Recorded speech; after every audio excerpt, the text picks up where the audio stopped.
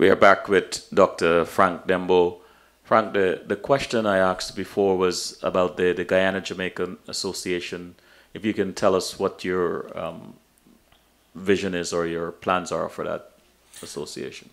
Well, I lived in Jamaica for 5 years, and I fell in love with the place.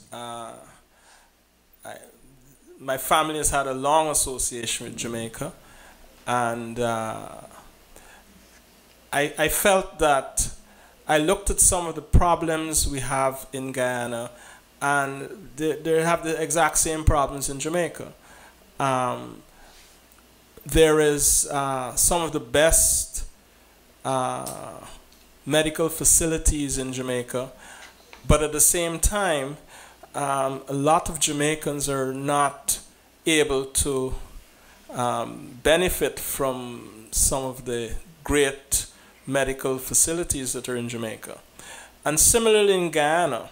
For example, if you look at in 2013 or 2014, the public health system in Guyana, it really has deteriorated to an extent that is extremely upsetting and disappointing. Whilst at the same time, there are lots of private initiatives that has allowed some really exciting things to happen in the private sector in the medical field in Guyana. So the dichotomy between the private and public health sectors in Guyana is absolutely remarkable. So there are certain areas in Guyana that desperately need some help. So because I have these twin loves, my native country Guyana and my adopted country Jamaica, I felt that I could marry the two things and work on both health and education in those two countries. I also felt that it would be a good idea to encourage travel to the two countries by people here in the tri-state area. Many Guyanese, when they go to Guyana, they go to wherever they're from and they don't venture out. There's lots of beautiful places in the interior in Guyana to go to, not just Kaieteur Falls. There's all sorts of places, and ecotourism has really taken off in Guyana. So I want to encourage Guyanese and Jamaicans to explore the beautiful things that are present in Guyana. Guyana I mean, a lot of people, for example, when they're going to Guyana, they say, man, are going to GT. GT or Georgetown is not Guyana.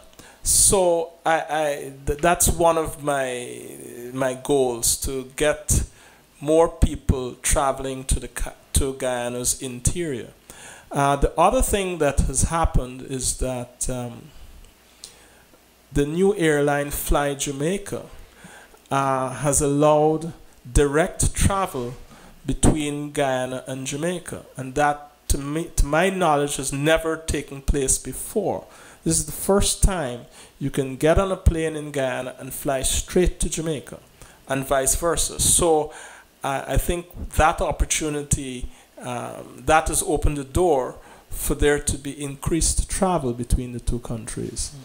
And when I was in Jamaica, a constant refrain from the Jamaicans I met was how interested they were in going to Guyana, but the fact that they had to change planes and overnight in Trinidad or something like that was detrimental to their goals of exploring Guyana. And similarly, many Guyanese, I mean, you go on a minibus in Guyana, and the chances are you will see a Guyana flag and a Jamaican flag. And, you know, I was in Guyana earlier this year, and Beres Hammond was there. And he was treated like absolute royalty by the Guyanese crowd. Beres Hammond apparently has been in Guyana some 8 times. And every time he goes, he has an absolutely amazing reception by the Guyanese people. So the two countries are, the peoples have a great love for each other, I think. And as I said, with this new airline, with direct travel between the two places, I felt that we could do a few things to try to encourage travel between the two places. We also want to work on cultural and sporting links between the two countries here in the tri-state area. Mm-hmm. We arrange cricket matches. The Jamaicans are very much into dominoes, so we'll show them that we in Guyana know how to play dominoes as well. We don't just match numbers.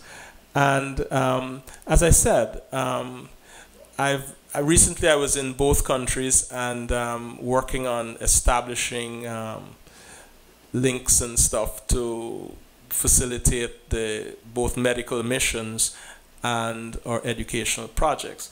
Our educational projects are focused on primary school education. I was asked why not early childhood education, because that's probably where you will make the greatest impact. But I felt that there are several organizations that are already working on early childhood education. So I felt that we would focus more on primary school education. Our initial foray into education in Guyana would be in Mashabo, which is on the Essequibo coast. It's an Amerindian settlement that, even though it's very easy to get to, has remained quite isolated. And the kids there are at a tremendous disadvantage. So we felt that based on some preliminary work that was done in Guyana by some friends of mine, that would be a good place to start our educational outreach. Talk about community development and so on, people giving back to their communities. The name Dr. Lawrence Clark comes to mind when I think of my next question. Who are some people in our community that have made a lasting impact on you? Well, Dr. Lawrence Clark recently passed on. He was one of the people. When I first went to Queen's College, I did one of the tributes at his funeral in Guyana, at Plaisance, where he's from. And my impression of the chap was he was like Midas, the Greek mythological figure who everything he touched turned to gold. Because Lawrence Clark was outstanding in absolutely everything he did, whether it be cricket, football, table tennis, athletics, debating. He's edited the Lichter magazine, and he was always winning academic prizes. But more importantly, what Lawrence Clark did was ensure that he gave back to his community. Lawrence Clark was from Plaisance on the east coast of Demerara. And he grew up in very humble circumstances. And when he went to Queen's College, the village got together and helped support his mother and him so that he could attend Queen's College. And he never forgot that.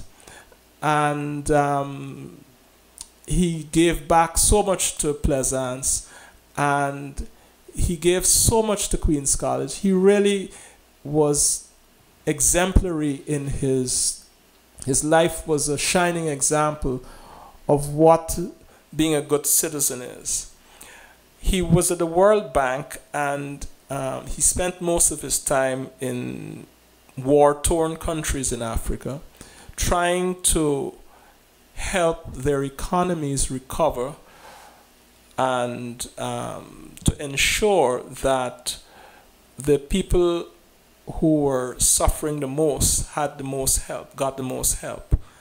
And I felt inspired when I saw the various initiatives that he had taken hold of, and it prompted me to feel that maybe I also could try and do something to help the communities that I care about. Mm-hmm. And this is why I think that we'll be working very hard to try to make a difference in a lot of children's lives in both Guyana and Jamaica. You know, as we promised, we're going to go back to the health tips. In the chat room, the Rose said, patient education is a big part of it all. Many less educated individuals have no information regarding what risk factors for specific illnesses are. And GT Girl said, the genetic predisposition is modified by environmental factors such as diet, exercise. Because you have a genetic predisposition, you do not have to develop the disease. And Karen G asked, can you talk about the effects of beta blockers on blacks, as there are some reported issues there and they are being prescribed in mass? Well, interesting the question about beta blockers. I remember having lots of discussions way back in the 1980s about beta blockers in Africans and African Americans and Afro-Caribbean people. The view is that beta blockers do not work as well in our communities as they do in the Caucasian community. And I think that my approach when dealing with people of African descent is, rather than start with beta blockers, I would tend to start with a diuretic, which is like a water pill. And depending on the particular other factors, I would use things like amlodipine, which is the I'm blanking here. Amlodipine is Norvasc, sorry. And there's certain categories of drugs, angiotensin receptor blockers and calcium channel blockers, of which amlodipine is the prototype. Those drugs tend to work well in people of African descent.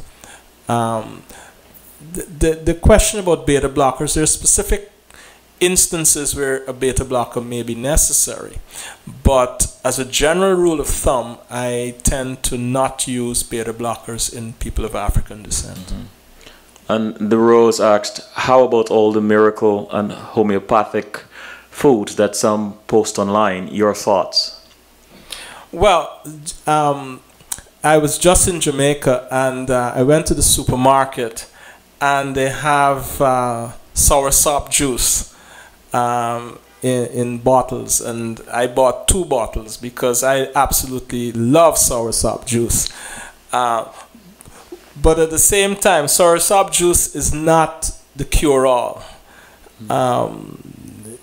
There are people making outrageous claims that it cures cancer, it does all sorts of things, makes your hair grow back probably. But the reality is that there's a lot of fruits and vegetables that we have in the Caribbean which are very good. They taste good, and they help improve your health. There's no magic bullet. There's nothing that is going to cure anything, but it certainly is something that we should partake of. But beware of these claims of omnipotence from these fruits. Is this seem almost unfair to ask this question, but is this your dream profession? Medicine? Mm-hmm. It is. I get,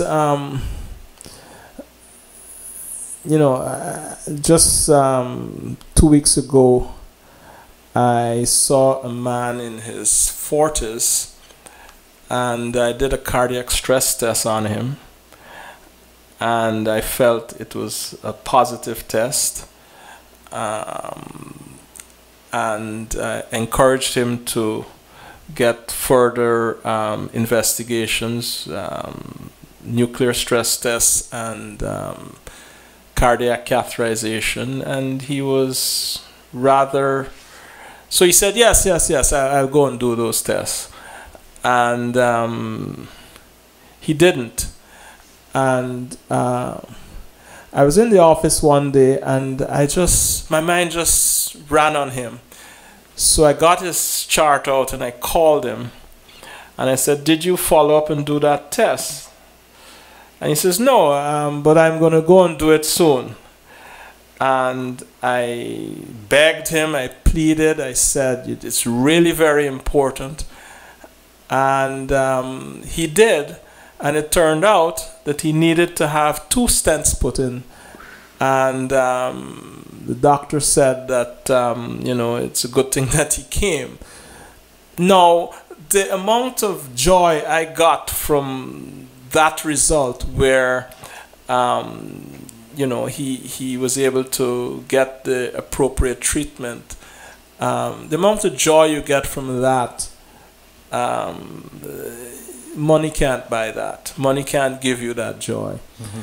And the thing about life is that if you feel your life has some purpose, if you have helped somebody, if you have done stuff that has made other people's lives better, I think the joy and pleasure you get from that makes you feel that life really is worth living. Mm-hmm.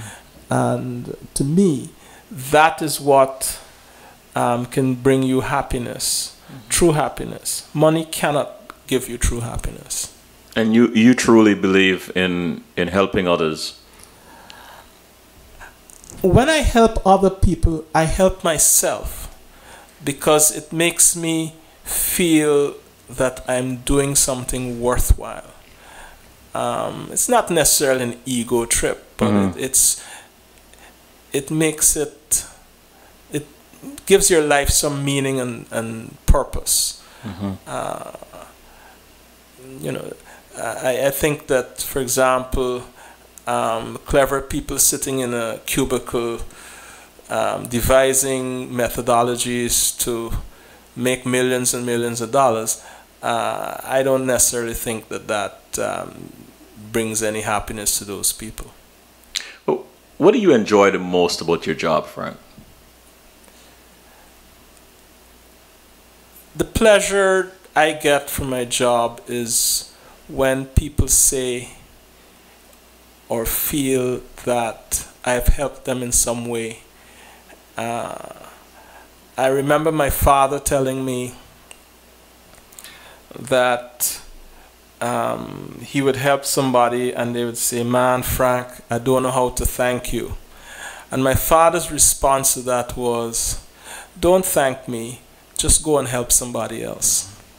And I think that that attitude is what has driven me over the years. In the chat room, other person asked, any suggested solution or solutions on how to make the average Guyanese even aware of medical assistance, albeit minimal, in comparison to that which is financially and readily available to the private elite?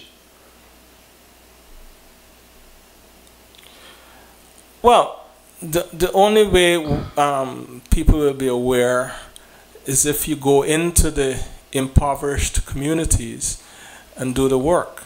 And hopefully the newspapers and the media would follow and publicize things.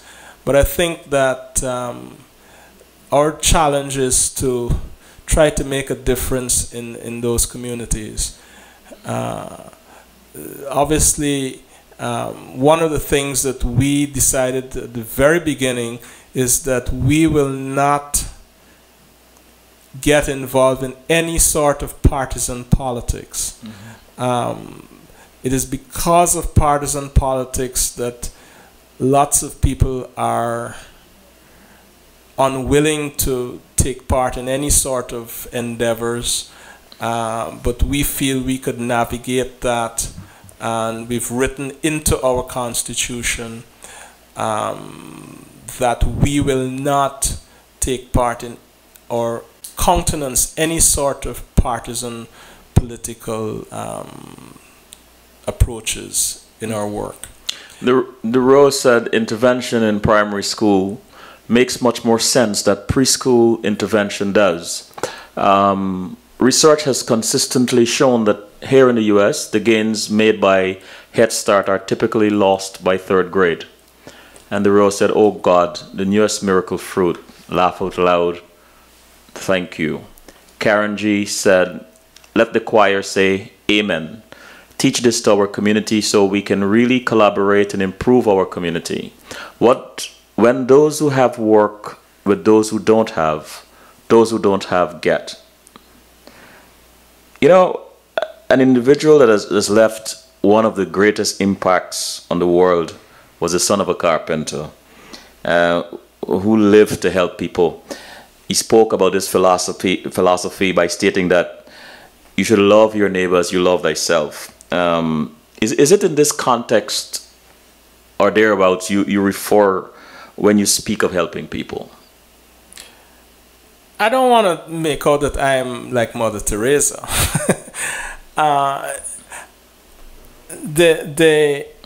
The reality is that if you look at some of the problems that we face in Guyana and Jamaica, it has to do with the unevenness of health and education, the way it's parceled out in the countries, and that's a problem that they face here in the United States. I mean, there's a lot of talk about income inequality and stuff like that. So we have it, but we have it in a much more impactful way. Here in the United States, there are so many opportunities for people in impoverished communities to make it big. The problem a lot of people face here is the constant drumbeat of them hearing that their lives are worth nothing. I think that in Guyana and Jamaica and the rest of the Caribbean, we are fortunate to have so many people who started out in dire poverty who have made it. So we have so many examples of people who have made it out of poverty that many people do not necessarily feel that their horizons are limited. Here, that you can't say the same here. You go to places, particularly in the southern part of the United States, and there's lots of African Americans who genuinely believe that there is no way they could ever get out of the poverty that they're in. We have people, you could go anywhere in Guyana and they have a belief that they can make it, or their children can make it. Their children can become anything they want to be, despite their poverty. And that's one of the things that we have to grasp and use that to try to inspire and to help people in impoverished areas in our countries. I have a few rapid fire questions for you because time is up on us. What do you do on your days off? Or what do you like to do? Well, I've been a cricket fanatic all my life. the current West Indies team have given me so much heartburn that, but I'm not about to give up on them. So I follow cricket avidly. I also love tennis. So I follow that, and I plan to, visit a couple of Grand Slams. My goal is to somehow get to the Australian Open at some point. Wimbledon. I've been to the US Open, and it's absolutely fantastic. So I follow a lot of sports. But most of my time off, I am scheming and planning how I'm going to get money to do whatever. No rest for the weary. If you had a chance to go back in time, what would you tell that 7-year-old boy? Believe in yourself. Work hard. There's no substitute for hard work. When I was 14, 15, I was not the most responsible person. I was responsible where driving was concerned, because that was drummed into me. But generally speaking, I like to have a good time. One of my big regrets is my parents sent me to piano lessons, and how it started was I had come to the United States when I was about 8, and I was absolutely fascinated. Every house I went to had a piano, and they said, okay, he's very interested in piano, and I started going to piano lessons. But once I got to like 13, 14, all the boys that were older than me started to drop out of piano lessons, and it was only girls.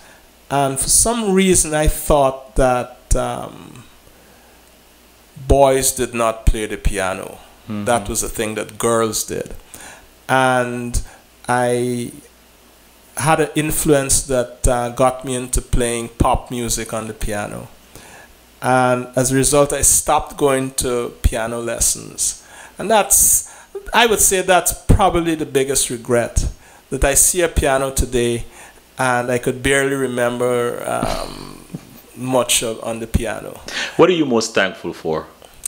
I'm most thankful for my parents showing me the way. It's only when I came to the United States that I realized how impactful they were in my whole outlook, and how important it is, how childhood is a very, very important aspect. And many people who you see in adulthood having problems, those problems stem from their childhood experiences. What story your mother always tells about you?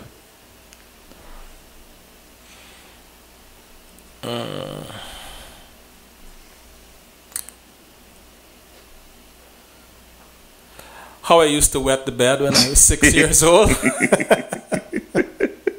When are you most happy, Frank? I'm most happy when something good happens at work. That's when I'm... Finish the sentence. I look forward to Sunday evenings too. 60 minutes. Oh, okay, you're still looking down. Okay. Tell us why we should care. Well, let me go to the chat room for a second. Karen, the Rose said, Karen G, you have expressed the essence of Servium. It fits in everything, every place that we go. It's good to see Dr. Denbow being so eager to serve our community. And Karen G said, at Rose, great to see Dr. Denbow share and wanting to continue to share in our community. Rose said, I agree. And the question that I ask every one of my guests is the last question of the evening. What makes you laugh out loud? I love a good joke. And I grew up having a mother who has a tremendous sense of humor. And one must have the ability to laugh at yourself. And I think that when you do, you realize that you're not, you know, as individuals, we're all humans, we all make mistakes, and there's nothing particularly special about us. So I think that being able to laugh at myself is something that makes me quite comfortable. Forgive me for this. There's one question I want to ask you. What is it about Dr. Frank Denbow that most people do not know, that might surprise them, that might or might not surprise them, but something about you that most people do not know? I am still a very shy person. I get nervous. I'm nervous right now, but you could have fooled me. That nervousness brings a certain energy and helps me to focus and try to deal with whatever the issue is at hand. But I am a shy person. Many people don't realize that. Well, Dr. Denbow, thank you so much, so very much for coming this evening. I mean, I really enjoyed the show. I enjoyed the health tips especially, and I hope that next time you return, we can focus more on health matters. Seems as though there is a void in our community for that kind of information and direction. So, again, thanks for sharing your time with us. And thank you for extending this invitation to me. I really appreciate it, and I look forward to collaborating with you in the future. Thank you. You're welcome, and good night. Good night.